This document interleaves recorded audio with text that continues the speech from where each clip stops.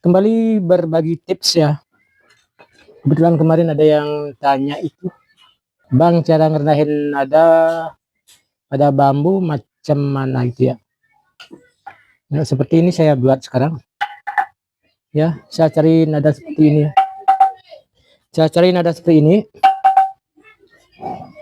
Nah, ini resonatornya sudah pas sama ini ya. Kalau ngetes suara resonatornya boleh kita tiup-tiup ya. Seperti itu. Ya, itu sudah pas. Nah, ini daunnya masih tinggi.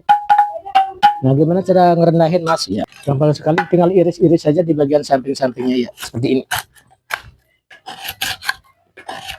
Ini masih jauh ketinggian ya. Itu sudah masuk ya. Tinggal rapiin aja dikit. Kita bersih-bersihin di bagian dalam. Ada debunya juga kita bersihin. Ya, coba ya. Itu ya.